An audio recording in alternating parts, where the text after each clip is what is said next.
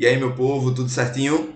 Mais uma aula de biologia, continuando aqui o que a gente estava vendo na aula passada. Falamos das vitaminas. Começamos a falar dessa última classe de compostos orgânicos. Na aula passada a gente classificou os tipos de vitaminas e falamos das vitaminas hidrossolúveis, aquelas que são mais solúveis em água. Hoje nós vamos falar das vitaminas lipossolúveis, beleza? Capítulo 15 aí para vocês. Olha só.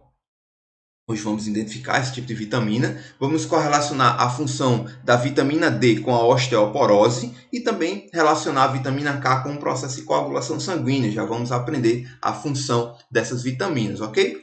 Então, a gente viu que as vitaminas elas são compostos muito importantes para o metabolismo do nosso corpo, né? Porque elas vão estar lá associadas a algumas enzimas, ativando aquelas enzimas, sendo potenciais cofatores, ou seja, aquilo que ativa a atividade de uma enzima, ok?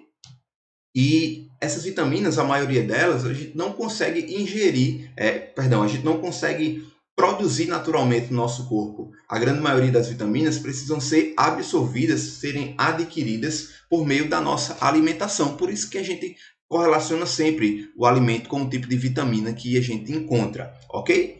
E principalmente a maioria das vitaminas tem um papel antioxidante. O que é isso, antioxidante, quando a gente fala sobre antioxidante? Se liga aqui, ó. As moléculas, o que é que acontece nas moléculas? Elas têm a sua estrutura normal. A gente sabe que as moléculas são compostas por átomos e os átomos têm as suas estruturas, o núcleo, elétrons e prótons e tal. Quando um átomo perde um elétron, certo? Ela se torna uma molécula instável, ou seja, ela tem a capacidade de interagir com outra molécula para estabilizar o seu núcleo eletrônico. Então, quando se perde um elétron, tá, dessa molécula, desse átomo, ela está lá como um radical livre, ou seja, para interagir com o que aparecer. E quando a gente tem um acúmulo desses radicais livres, esses radicais podem interagir com as células, com as moléculas que compõem as células, e isso causa um estresse chamado de estresse oxidativo, certo? Porque a célula está lá normal, quando os radicais livres começam a interagir com a célula, eles começam meio que a roubar os elétrons das moléculas celulares. E aí a célula começa a ficar destruída, a ir morrendo, e a célula entra em um estresse oxidativo. E daí é que entra o antioxidante. O antioxidante é aquele que vai doar um elétron para aquele radical que perdeu, que está lá livre, querendo interagir com todo mundo. Então, o antioxidante ele doa um elétron e repõe aquele elétron que foi perdido, fazendo com que o radical livre diminua a sua interação com outras moléculas naturais do corpo e venha destruí-las. Então, pegou aí o papel antioxidante das vitaminas? Elas são doadoras de elétrons para evitar a reatividade dos radicais livres com os nossos componentes celulares corporais, porque quanto mais radicais livres tiverem, quanto mais reação química acontecer, mais vai ser roubado os elétrons das nossas células, das nossas moléculas, e essas moléculas, essas células, vão ficar disfuncionais, beleza? Então, se liga nesse potencial antioxidante das vitaminas. Então, vamos falar sobre as vitaminas lipossolúveis hoje. Como o próprio nome nos sugere, né, vitamina lipossolúvel é o quê? Aquela que é mais solúvel em lipídios, em gorduras. E principalmente essas gorduras vão ser os sais biliares, que é produzido lá no fígado, armazenado na vesícula biliar, e na nossa digestão, lá no duodeno, é liberado esses sais biliares, que é rico em lipídios, que vai auxiliar tanto na emulsificação das gorduras, que a gente já estudou isso lá em lipídios, e também vai auxiliar na absorção das vitaminas lipossolúveis, ok? Elas são mais transportadas no sistema linfático, tá? Tem uma maior eficiência de transporte, e também elas são armazenadas nos adipócitos, nas células que armazenam gorduras, beleza? Então vamos falar sobre as vitaminas lipossolúveis. A primeira delas é a vitamina A, também conhecida como retinol ou caroteno. Caroteno a gente já ouviu falar quando falamos lá dos lipídios, que é um pigmento que é meio alaranjado, meio avermelhado, tá? Que está presente nas cenouras, beterrabas, tá? Alimentos avermelhados, certo? Que é uma vitamina que está dentro da classe de vitaminas A. E elas são bastante que tem uma alta atividade antioxidante. Também elas vão auxiliar na formação do osso e dos tecidos e principalmente a vitamina A auxilia na visão. É isso mesmo. Não sei se você já ouviu falar, mas muita gente diz assim: "Ah, come cenoura que é bom para a vista". Você já viu um coelho usando óculos? Né? O pessoal fala isso por quê? Porque tem uma certa correlação entre a vitamina A e a formação da retina, o funcionamento da retina, que é uma membrana que está lá no nosso olho, que permite a formação da visão, certo? Então a gente correlaciona a vitamina A com visão. Se falta vitamina A, olha só, a vitaminose é a chamada cegueira noturna, que a pessoa tem dificuldade de enxergar, principalmente à noite, certo?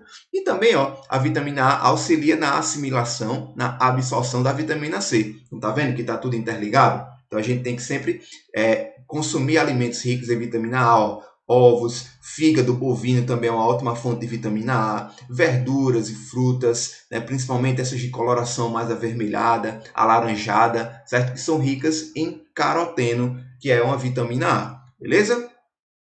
Vitamina D, gente, chamada também de calciferol. Não sei se vocês já ouviram falar, mas hoje em dia está muito se falando da vitamina D. Por que a vitamina D é importante? Olha, porque a vitamina D controla a absorção, o acúmulo de cálcio nos ossos e nos dentes. E como é que a gente adquire essa vitamina D? Ela é uma exceção de todas as outras vitaminas. Por quê? Porque, como eu falei para vocês, as demais vitaminas elas não são produzidas pelo nosso organismo e a gente precisa ingerir elas da alimentação. Mas a vitamina D, além de a gente conseguir ingerir pela alimentação, a gente pode induzir a produção no nosso corpo. Por meio de quê? Por meio da luz do sol. É isso mesmo. A exposição aos raios ultravioleta do tipo B induz a produção de vitamina D no nosso corpo. Então, acho que vocês já viram, quando tem um bebezinho recém-nascido, a mamãe e o papai sempre leva para tomar aquele banho de sol. Já ouviram falar? Bem estranho, né? Vai tomar banho de sol. Naquele solzinho da manhã, que não queima tanto, que é bem fraquinho, né? E vai estimular o acúmulo de cálcio nos ossos, porque o bebezinho está formando os seus ossos ainda e precisa de vitamina D, né? O estímulo de produzir vitamina D para auxiliar na produção dos ossos bem rígidos. Então, gente, se a gente fala de vitamina D como formação rigidez de osso, a falta de vitamina D causa o quê? Fraqueza nos ossos, aquilo que a gente conhece como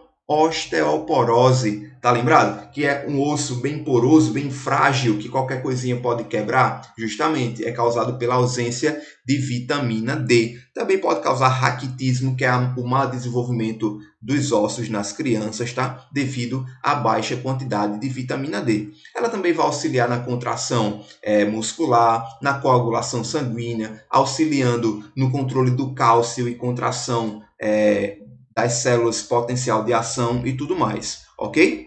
E aí a gente tem várias fontes, como peixes gordurosos, ricos em lipídios, como as sardinhas, o atum, sabe? Aqueles peixes. Também em cogumelos, em gema de ovo também, alimentos derivados do leite, todas elas são fontes de vitamina D, beleza? Muito importante.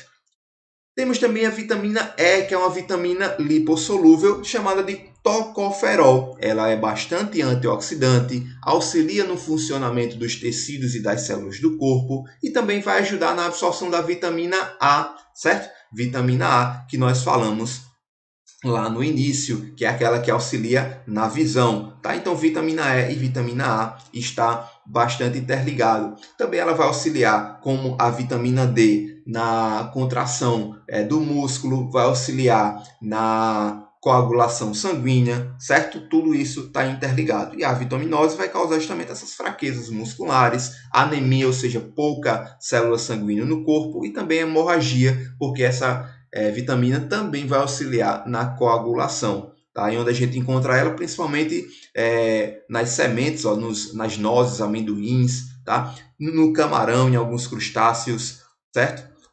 Nós temos também em azeite, em grãos de cevada, certo? Em vários vegetais e oleaginosas também, beleza? E por fim nós temos a vitamina K, que é uma vitamina lipossolúvel, que é conhecida também como filoquinona, fitomenadiona e fitonadiona. São vários tipos de vitamina K.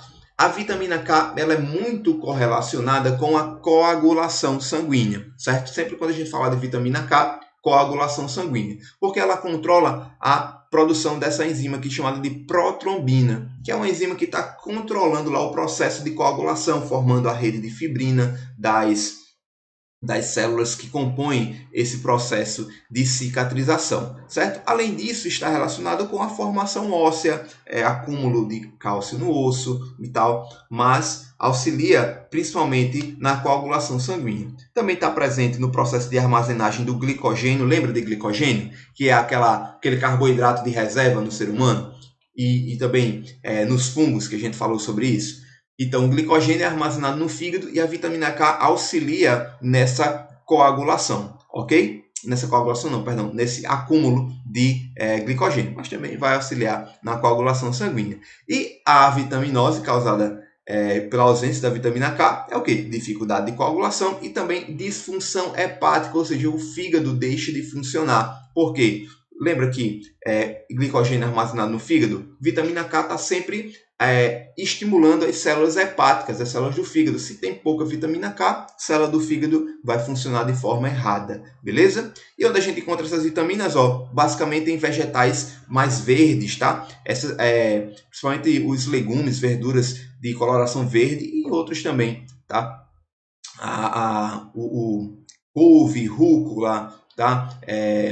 O brócolis, ervilhas, tudo isso a gente encontra também a vitamina K, ok?